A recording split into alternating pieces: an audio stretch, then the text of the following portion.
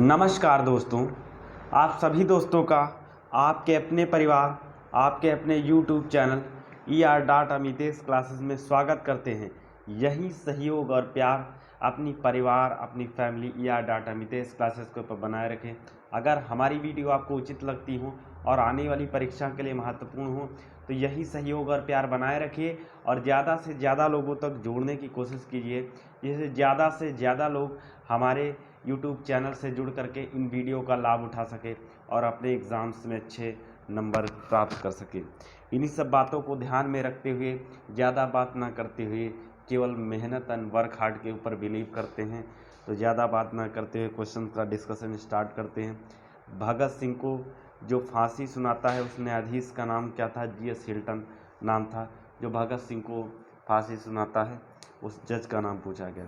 महात्मा गांधी के राजनीतिक गुरु कौन थे? गोपाल कृष्ण गोखले महात्मा गांधी जी के राजनीतिक गुरु कहते, पॉलिटिकल टीचर थे महात्मा गांधी जी के। किस एक्ट को बिना अपील, बिना वकील, बिना दलील कानून माना गया? ये रोलेट एक्ट को माना गया, जिसको 13 अप्रैल 1919 ईस्वी के अंदर जब इसको लागू किया गया तो इसी एक्ट के तहत एक बहुत बड़ा हत्याकांड हुआ पंजाब अमृतसर के अंदर, जलियांवाला बाग हत्याकांड, जिसकी घटना 13 अप्रैल 1919 के अंदर होती है। कुछ भारतीय लोग उस समय जो है सभा का आयोजन कर रहे थे जलियांवाला बाग के अंदर। उस समय क्या होता, अंग्रेज़ों का एक समय गवर्नर था वहाँ का, जनरल डायर, उसने क्या आदेश दे दिया पुलिस वालों को, तो उन्होंने गोलियां चला दी, जिससे बहुत सारे निहत्थे लोग वहाँ पर मारे गए अमृतसर पंजाब के अंदर। तो ये जो कानून था उसके ऊपर कोई भी एक्शन, कोई कार्रवाई नहीं हुई। तो उसके बाद उस जनरल डायर को सज़ा दी थी भारत के एक महान क्रांतिकारी जिनका नाम था उधम सिंह। उधम सिंह ने इस क्रूर अंग्रेज को सजा दी थी लंदन के अंदर जा कर के। डंडा फौज का गठन किसने किया? चमनदीप पंजाब के रहने वाले थे, उन्होंने डंडा फौज का गठन किया था। निरंकारी आंदोलन की शुरुआत दयालदास जी ने की थी।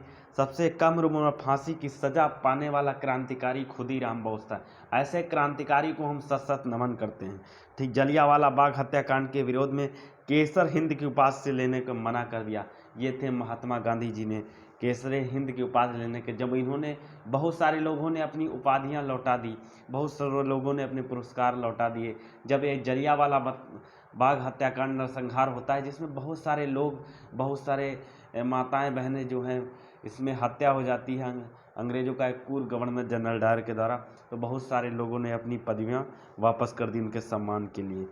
ठीक, गदर पार्टी की स्थापना लाला हरदयाल और काशीराम जी ने की थी।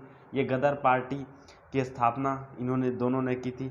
फॉरवर्ड ब्लॉक की स्थापना, जिसके संस्थापक नेताजी सुभाष चंद्र बोस थे, भारत के एक महान क्रांतिकारियों में शुमार है माननीय श्री नेताजी का, तो उन्होंने फॉरवर्ड ब्लॉक नामक एक ऑर्गेनाइजेशन को एस्टेब्लिश किया था। कांग्रेस का विभाजन हुआ 1907 ईस्वी में। ये सूरत अधिवेशन में इसका विभाजन हुआ था, जिसमें दो दल बने, एक नरम दल, दूसरा गरम दल।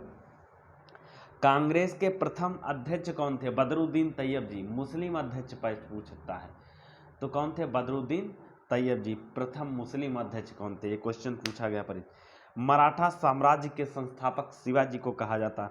शिवा द्वारा लगाए गए 2 कर कौन से थे? चौथ और सरदेश मुखी। लंपट मुख किसको कहा जाता है? किस बादशाह को लंपट मुख? जहांदार शाह को लंपट मुख कहा जाता था। रंगीला बादशाह किसको कहा जाता था? मोहम्मद शाह को। ईरान का नेपोलियन नादिर शाह को कहा जाता था। मुगल दरबार में आने वाला प्रथम गवर्नर, पहला अंग्रेज कौन था? कैप्टन हॉकिंस था। थर्ड स्लाइड के ऊपर आते। गुरु मिल्क का आरंभ गुरु अंगद ने किया था। खालसा पंथ की स्थापना गुरु गोविंद सिंह ने की थी। फोर्ट विलियम कॉलेज की स्थापना लॉर्ड वेलेजिली के समय हुई थी। भारत में पहली बार सार्वजनिक निर्माण विभाग की स्थापना लॉर्ड डलहौजी ने की थी। लॉर्ड डलहौजी ने उस समय एक नीति लाई थी जिसको राज्य हड़प नीति बोलते हैं, डॉक्टर ऑफ लैप्स इसको बोलते हैं। अजमेर में मेयो कॉलेज की स्थापना लॉर्ड मियो ने की थी।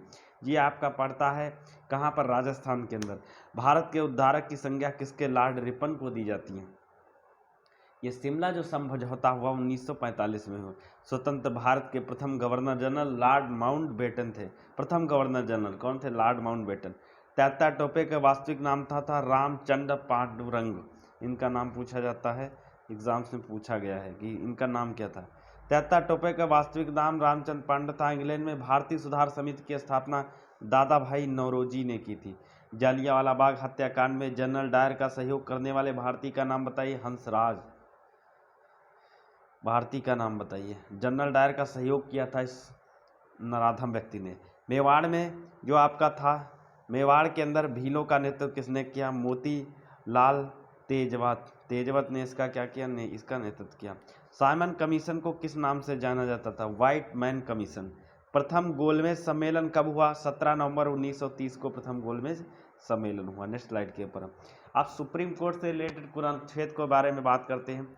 अनुच्छेद 124 आर्टिकल 124 ये सर्वोच्च न्यायालय की स्थापना और संविधान से जुड़ा हुआ है।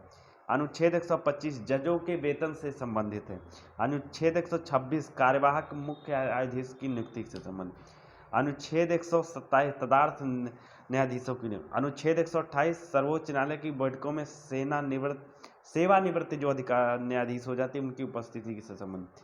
अनुच्छेद 129 सर्वोच्च न्यायालय रिकॉर्ड की अदालत हो। अनुच्छेद 130 सुप्रीम कोर्ट की सीट। अनुच्छेद 131 सर्वोच्च न्यायालय का मूल अधिकार क्षेत्र क्या है, इसके बारे में बताता है। अगली स्लाइड पर आते हैं। अनुच्छेद 131 ए केंद्रीय कानून की संवैधानिक वैधता को निरस्त के रूप में सवालों के संबंध में सर्वोच्च न्यायालय का विशेष क्षेत्राधिकार होता है। अनुच्छेद 132 कुछ मामले में उच्च न्यायालय से अपील में सर्वोच्च न्यायालय का अपीली क्षेत्राधिकार है, अपील कर सकते हैं। अनुच्छेद 133 सिविल मामलों के संबंध में उच्च न्यायालय से अपील कर सर्वोच्च न्यायालय का अपील क्षेत्राधिकार है कि सर्वोच्च न्यायालय में अपील इसको कर सकते हैं। अनुच्छेद 134 में ये बताया गया है आपराधिक मामलों के संबंध में किसी के ऊपर कोई आपराधिक मामला दर्ज है तो वो जा करके कहाँ पर अपील कर सकता है? जिस सर्वोच्च न्यायालय में, उसका क्षेत्राधिकार होता है। अनुच्छेद 134 में सुप्रीम कोर्ट में अपील के लिए प्रमाण पत्र एक अनुच्छेद 133 में। अनुच्छेद 135 में बताया गया है सर्वोच्च न्यायालय द्वारा मौजूदा कानून के तहत संघीय कानून के क्षेत्राधिकार उसकी शक्तियाँ क्या है, ये अनुच्छेद 135। अनुच्छेद 136 सर्वोच्च न्यायालय द्वारा अपील करने के लिए विशेष अवकाश। अनुच्छेद 137 सर्वोच्च न्यायालय द्वारा निर्णयों और आदेशों की समीक्षा। नेक्स्ट स्लाइड के ऊपर आते हैं। अनुच्छेद 137 सर्वोच्च न्यायालय द्वारा निर्णयों और आदेशों की समीक्षा। अनुच्छेद 138 सर्वोच्च न्यायालय के अधिकार क्षेत्र में वृद्धि, कितनी वृद्धि की जाए। अनुच्छेद 139 कुछ रिट्स जारी करने के लिए supreme court of power convention. अनुच्छेद 139 से कुछ मामलों का स्थानांतरण। अनुच्छेद 140 सर्वोच्च न्यायालय की सहायक शक्तियाँ। अनुच्छेद 141 सुप्रीम कोर्ट द्वारा घोषित कानून सभी अदालतों पर बाध्यकारी। अनुच्छेद 142 सुप्रीम कोर्ट के आदेशों के प्रवर्तन और खोज आदि के आदेश। अनुच्छेद 143 सुप्रीम कोर्ट से परामर्श करने की राष्ट्रपति की शक्ति होती है, वो सुप्रीम कोर्ट से परामर्श कर सकता है किसी डिसीजन के बारे में। अनुच्छेद 144 में ये बताया गया है कि सुप्रीम कोर्ट की सहायता कार्य करने के लिए नागरिक और न्याय अधिकारी होती है, जिसको सॉलिसिटर जनरल ऑफ इंडिया कहते हैं। इस समय भारत के वर्तमान में जो सॉलिसिटर जनरल ऑफ इंडिया है वो तुषार मेहता जी हैं। ये भारत सरकार की तरफ से एक वकील होता है जो किसका पक्ष रखता है? भारत सरकार का। इसको सॉलिसिटर जनरल ऑफ इंडिया कहते हैं। भारतीय न्यायवादी इसका प्रमुख नाम होता है। नेक्स्ट है अनुच्छेद 141 जो बात करते हैं सुप्रीम कोर्ट द्वारा घोषित सभी अदालतों और बाध्यकारी है। अनुच्छेद 142 सुप्रीम कोर्ट के आदेश से प्रवर्तन के खोज की आदेश। सुप्रीम कोर्ट 143 ये राष्ट्रपति की शक्ति है कि परामर्श कर सकता है। अनुच्छेद 144 सहायता में नागरिक न्यायाधिकारी। अनुच्छेद 141 से कानून की संवैधानिक वैधता से संबंधित सवालों के निपटान के विशेष प्रावधान निरस्त। अनुच्छेद 145 अदालत के नियम। अनुच्छेद 146 अधिकारी नौकर और सर्वोच्च न्यायालय का खर्चा। अनुच्छेद 147 व्याख्या।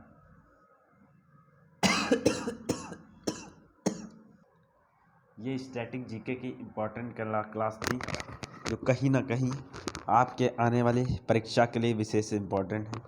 यही सहयोग और प्यार इस परिवार, इस YouTube channel ER data Mitesh classes के ऊपर बनाए रखिए। लगन और मेहनत ईमानदारी के साथ पढ़ाई करते रहिए, क्योंकि पढ़ाई ही सारी चीज़ों का मूल समस्या का हल है। यही चीज़ है कि आप मेहनत और ईमानदारी से पढ़ाई करते रहिए। नमस्कार दोस्तों, शुभ रात्रि, good night, take care all of you.